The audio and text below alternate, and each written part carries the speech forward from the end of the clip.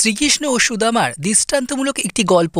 সকলকে অনুরোধ করব, সকল কৃষ্ণভক্তকে অনুরোধ করব, দয়া করে একটিবার হলেও এই ভিডিওটি দেখবেন এবং জানবেন এমন কিছু ঘটনা যা শ্রীকৃষ্ণ এবং সুদামাকে নিয়ে জড়িয়ে রয়েছে। দেখছেন আলোর সন্ধানে, আমরা চ্যানেলকে সাবস্ক্রাইব করবেন, আমাদের বড় হতে সাহায্য করবেন। ছোটবেলায় সুদামা নামে শ্রীকৃষ্ণের এক বন্ধু ছিলেন। সুদামা অতিশয় সৎ, নির্লোভ, সচ্চরিত্র, নিষ্ঠাবান ভক্ত ব্রাহ্মণ। কৃষ্ণকে অত্যন্ত ভালোবাসতেন। একই গুরুর নিকট তারা পড়াশোনাও করেছেন। বড় হয়ে শ্রীকৃষ্ণ দ্বারকার রাজা হলেন, তার খ্যাতি সর্বত্র। এদিকে সুদামার অবস্থা দিন দিন খারাপ হতে লাগলো। এমন অবস্থা যে দুবেলা ঠিকমতো খাবারও জোটে না।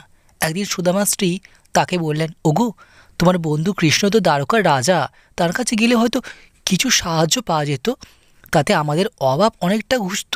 কিন্তু নির্লোভ সুদামা স্বভাব সুলভ লজ্জায় তাতে রাজি হলেন না। সুদামা বললেন, আরে এই অবস্থায় কি করে ওর কাছে যাই? কিন্তু স্ত্রীর পীড়াপিড়িতে ও অনেক দিন পর বন্ধুর সঙ্গে দেখা হবে এই ভেবে যেতে রাজি হলেন।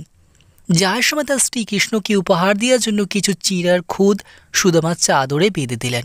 যদিও কৃষ্ণকে এই অতি সামান্য উপহার দেবার কথায় সুদামা অত্যন্ত কুণ্ঠিত হলেন, কিন্তু এছাড়া কী বা আছে ঘরে। সুদামা দ্বারকায় রওনা হলেন।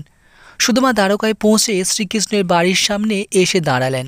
তাকে দেখা মাত্র কৃষ্ণ আরে সুদামা বলে দৌড়ে এসে জড়িয়ে ধরলেন। সুদামা অঝোর ধারে কেঁদে ফেললেন। কৃষ্ণ তাকে ঘরে নিয়ে গিয়ে সহস্তে তার পা ধুইয়ে দিলেন। তারপর শ্রীকৃষ্ণ তার তিন স্ত্রী তাকে অত্যন্ত আদর আপ্যায়ন করলেন। চারজনই তার পরিচর্যা করলেন। যখন তাকে খেতে দেওয়া হলো, খাওয়ার সময় সুদামা মাঝে মাঝেই কাঁদছিলেন, এই ভেবে যে আমি এখানে এত উপাদেয় খাবার খাচ্ছি, ওদিকে আমার বউটা আজ সামান্য খুদকুড়ো চিবিয়েই দিনটা কাটাচ্ছে। শ্রীকৃষ্ণ সব লক্ষ্য করলেন, কিন্তু মুখে কিন্তু কিচ্ছু বললেন না। খাওয়া দাওয়ার পর কৃষ্ণ জিজ্ঞাসা করলেন, কী রে, আমার জন্য কি এনেছিস দে? সুদামা আমতা আমতা করে বললেন, এনেছি মানে কৃষ্ণ তখন বললেন, কি মানে করছিস? দেখি তোর পুল্লিতে কি আছে। কিসলো পুল্লি খুলে দেখে বলেন, বাহ বাহ, আমার জন্য চিড়ে এনেছিস? আসলে লোকে আমাকে এক নাগাড়ে মিষ্টি খাইয়ে অরুচি ধরিয়ে দিয়েছে রে, তাই কদিন ধরে ভাবছিলাম স্বাদ বদলের কথা। তা তুই আমার মনের কথাটা ঠিক বুঝতে পেরেছিস বল? আবার শুকনো চিড়ে খেতে অসুবিধা হয় বলে জলে ভিজিয়ে এনেছিস, তোর জবাব নেই। সুদামা কাঁদতে লাগলেন। কৃষ্ণ বললেন, কিরে, তখন থেকে খালি কাঁদছিস কেন? বইয়ের কথা ভাবছিস? সুদামা বললেন, না রে ভাই, আসলে আসবার সময় আমাদের ফেলে আসা ছোটোবেলার কথাই ভাবছিলাম, তাই কাঁদছিলাম। আর চোখের জল পড়ে পড়ে চিঁড়েটা ভিজে গেছে। কৃষ্ণ তখন বলেন, বাহ চমৎকার, দেখ কত লোক আমায় কত কি খাওয়ায়, কিন্তু জানিস আজ পর্যন্ত কেউ আমায় চোখের জলে ভেজানো চিঁড়ে খেতে দেয়নি। এই বলে শ্রীকৃষ্ণ সেই সামান্য চিঁড়ের খুদ পরম তৃপ্তি ভরে খেলেন।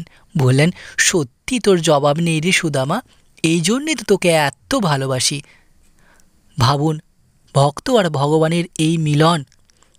তার চোখের জলের চিঁড়ে ভাজা সে খেয়ে নিলে। তারপর তারা অনেকক্ষণ গল্প করলেন। অনেক দিন পরে বন্ধুর সাক্ষাৎ পেয়ে এতই আনন্দে হচ্ছিল যে সুদামা তার দারিদ্র্যের কথা কৃষ্ণকে বলতেই ভুলে গেলেন। কৃষ্ণের থেকে সাহায্য চাওয়ার কথাও মনে হলো না। তারপর এলো বিদায় নেবার পালা। কৃষ্ণ বললেন, আবার আসবি তো? সুদামা বললেন, আসবো। তারপর সুদামা বাড়ির পথে রওনা দিলেন। বাড়ির কাছে পৌঁছে দেখলেন, কি কোথায় গেল সেই কুটির? তার কুঁড়ে ঘরের জায়গায় বিশাল এক অট্টালিকা। ঘরে ধন সম্পত্তির কোনো অভাব নেই। কি তাজ্জব ব্যাপার, কী করে সম্ভব হলো? তিনি বাইরে দাঁড়িয়ে অবাক হয়ে এইসব ভাবছেন। এমন সময় তার স্ত্রী তাকে বারান্দা থেকে দেখতে পেয়ে নিচে নেমে বাইরে এসে সুদামাকে বললেন, ওগো, তুমি বাড়ি থেকে বেরোলে আর আমি সবে পুজোয় বসেছি, হঠাৎ দেখি সব কীরকম পাল্টে গেল দেখছো? শ্রীকৃষ্ণ আমাদের অভাব দূর করে দিয়েছে গো। সুদামা আরও অবাক হয়ে বললেন, আরে তা কী করে হয়? আমি তোকে আমার দুরবস্থা সম্বন্ধে কিছুই বলিনি। তাঁর স্ত্রী বললেন, ওগো, তাকে কি কিছু বলতে হয়? তার কাছে গেলে তিনি সব ঠিক করে দেন। শ্রীকৃষ্ণ তোমার বন্ধু হলেও তুমি তাকে চিনতে পারোনি, কিন্তু আমি চিনতে পেরেছি। তার শরণাপন্ন হলেই নিশ্চিন্ত। তিনি যে আর কেউ নন গো, তিনি ভক্তির ভগবান শ্রীকৃষ্ণ।